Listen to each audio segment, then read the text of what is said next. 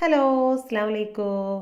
ഇന്ന് പഴം വെച്ചിട്ട് ഉന്നക്കായയുടെ സെയിം ടേസ്റ്റിൽ തന്നെ സിമ്പിളായിട്ട് റെഡിയാക്കി എടുക്കാൻ പറ്റുന്ന ഒരു അടിപൊളി പലഹാരമാണ്. അപ്പോൾ അതിനായിട്ട് ഞാനിത് അവിടെ 2 പഴമാണ് ഇട്ട് എടുത്തിട്ടുള്ളത്.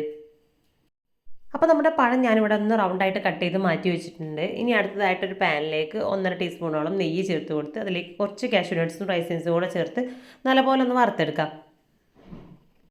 അപ്പോൾ ഇതിൻ്റെയൊക്കെ അളവ് ഓരോരുത്തരുടെയും ഇഷ്ടത്തിനനുസരിച്ച് കൂട്ടിയും കുറച്ചൊക്കെ എടുക്കാം കേട്ടോ. അപ്പോൾ കൂടുതൽ അളവിൽ ചേർത്ത് കൊടുക്കുകയാണെങ്കിൽ കൂടുതൽ ടേസ്റ്റാണ്.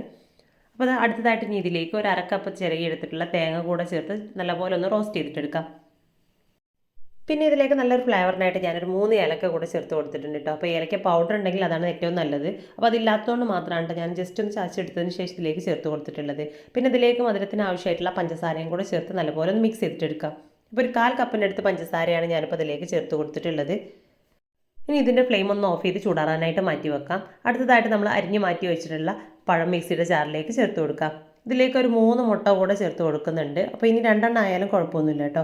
ഇതിലേക്ക് ഒരു ഏലക്കയും ഒരു 1/4 കപ്പ് പഞ്ചസാരയും 1/4 കപ്പ് പാലും കൂടെ ചേർത്ത് കൊടുക്കാം. പിന്നെ ഒരല്പം ഉപ്പും കൂടെ ചേർത്ത് കൊടുത്തിട്ടുണ്ട്. ഈ ഒരു മധുരം ബാലൻസ് ചെയ്യാൻ വേണ്ടിയിട്ട് മാത്രമാണ് ഉപ്പ് ചേർത്ത് കൊടുത്തിട്ടുള്ളത്. അപ്പോൾ അതെല്ലാം കൂടെ നല്ല ഫൈനായിട്ട് തന്നെ ഒന്ന് അരച്ചിട്ടെടുക്കാം. ഇനി അടുത്തതായിട്ട് നമ്മുടെ പലാർ റെഡിയാക്കി എടുക്കാനായിട്ട് ഞാനിത് അതുപോലെ ചെറിയൊരു പോട്ടാണ് എടുത്തിട്ടുള്ളത്. കുറച്ചധികം ഒരു കുഴിയുള്ള പാത്രത്തിൽ ചെയ്തെടുത്താൽ മതി. ഇനി കുക്കറിലായാലും കുഴപ്പമൊന്നുമില്ല കേട്ടോ. അതിലേക്ക് ഒരല്പം നെയ്യ് ചേർത്ത് കൊടുത്തതിന് ശേഷം നല്ലപോലെ പാനൊന്ന് ചൂടായി കഴിഞ്ഞിട്ടുണ്ടെങ്കിൽ നമ്മുടെ ഈ ഒരു ബാറ്റർ പകുതി ഇതിലേക്ക് ചേർത്ത് കൊടുക്കാം. അപ്പോൾ മുഴുവനായിട്ടും ചേർത്ത് കൊടുക്കരുത്, പകുതി മാത്രമാണ് ഈ ഒരു സമയത്ത് ചേർത്ത് കൊടുക്കേണ്ടത്. ഇനി ഒരു 5 മിനിറ്റിനടുത്ത് നമുക്കിതിനെ ഒന്ന് അടച്ച് വെച്ചിട്ട് ലോ ഫ്ലെയിമിലിട്ടിട്ട് ഒന്ന് കുക്ക് ചെയ്തിട്ടെടുക്കാം. അപ്പോൾ ചെറുതായിട്ട് തന്നെ ഒന്ന് കുക്കായി വരുന്ന സമയത്ത് നേരത്തെ നമ്മൾ വറുത്ത് മാറ്റി വെച്ചിട്ടുള്ള തേങ്ങ മുഴുവനായിട്ടും ഇതിൻ്റെ സെൻറ്ററിലായിട്ട് ഇട്ട് കൊടുക്കുക. അപ്പോൾ അതിൻ്റെ 2 സൈഡിലേക്കും ആവാത്ത രീതിയിൽ വേണം, സെൻറ്ററിലായിട്ട് വേണം കേട്ടോ നമ്മൾ ഈ ഒരു ഫില്ലിങ് വെച്ച് കൊടുക്കാനായിട്ട്.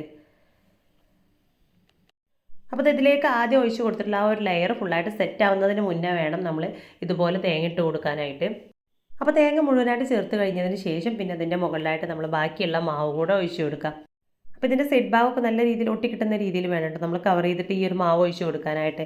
ഇനി ഇതിനെ അടച്ച് വെച്ചിട്ട് നമുക്കൊരു 10-15 മിനിറ്റോളം നല്ല പോലെ ഒന്ന് കുക്ക് ചെയ്തിട്ടെടുക്കാം. അപ്പോൾ അതൊരു സ്ക്വയറൊക്കെ വെച്ചിട്ട് കുത്തി നോക്കിയിട്ട് നമ്മൾ ക്ലീൻ ആയിട്ട് കിട്ടുകയാണെന്നുണ്ടെങ്കിൽ നമ്മുടെ ഈ ഒരു പലഹാരം ഇവിടെ കുക്കായിട്ടുണ്ട്. ഇനി നെയ്യ് തടവി എടുത്തിട്ടുള്ള ഒരു പാനിലേക്ക് ഇതിനെ തിരിച്ചിട്ട് കൊടുത്ത് ഒരു 5 മിനിറ്റ് കൂടെ നമുക്ക് ലോ ഫ്ലെയിമിൽ കുക്ക് ചെയ്യാം. അപ്പോൾ ഒരു 5 മിനിറ്റ് കഴിയുമ്പോഴേക്കും നമുക്കിതിനെ വേറൊരു പാത്രത്തിലേക്ക് തന്നെ വീണ്ടും തിരിച്ചിട്ട് കൊടുക്കാം. അപ്പോൾ അത് നല്ല അടിപൊളിയായിട്ട് തന്നെ നമ്മുടെ പലഹാരം ഇവിടെ കിട്ടിയിട്ടുണ്ട്. വളരെ സിമ്പിളാണ് കേട്ടോ ഇത് റെഡിയാക്കി എടുക്കാനായിട്ട്. അപ്പോൾ അധികം എണ്ണയൊന്നും ചേർക്കാതെ സിമ്പിളായിട്ട് റെഡിയാക്കി എടുക്കാൻ പറ്റിയിട്ടുള്ള നല്ല ഹെൽത്തി ആയിട്ടുള്ള ഒരു പലഹാരമാണിത്. അപ്പോൾ ഇത് ഈവനിങ് സ്നാക്കായിട്ടോ കുട്ടികൾക്ക് സ്നാക്സ് ബോക്സിലൊക്കെ കൊടുത്ത് വിടാൻ പറ്റിയിട്ടുള്ള ഒരു അടിപൊളി ഐറ്റം തന്നെയാണ്. അപ്പോൾ അത് അതിൻ്റെ ഉൾഭാഗമൊക്കെ നല്ല ലെയറായിട്ട് നല്ല രീതിയിൽ തന്നെയാണ് കേട്ടോ കിട്ടിയിട്ടുള്ളത്.